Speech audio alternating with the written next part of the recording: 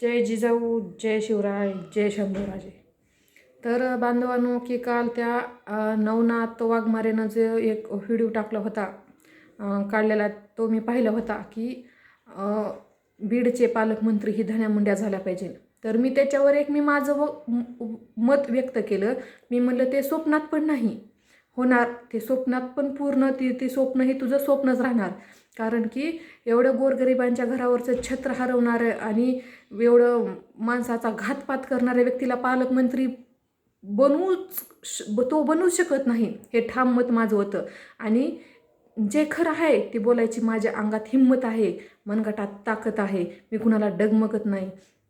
कारण की ह्या जनतेसाठी मी मरायला पण तयार आहे आणि जगायला पण तयार आहे, ही सांगायची आता समाजाला गरज आहे. म्हणून मी सांगायले. कारण की एक नवनाथ सोनवणे ह्याची एक कमेंट आली मला की लायकी काढली तर लायकी दाखवून दिली जाईल.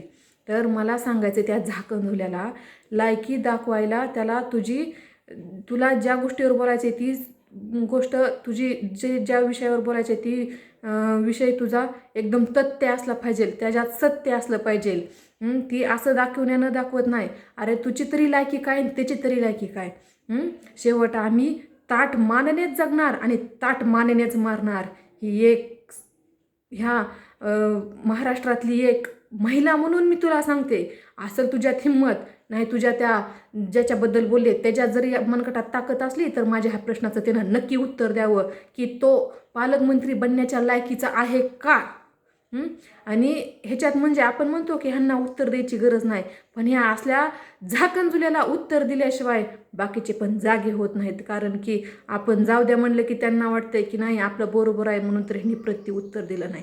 त्याच्यामुळे मी जाणून बुजून त्याला हे प्रत्युत्तर द्यायला लागले की खरंच जर तुझ्या मनगटात नेट असेल आणि खरंच जर तुझं बोलणं तुला वाटत असेल की आपण ह्याच्यात आपल्या बोलण्यात तथ्य आहे, तर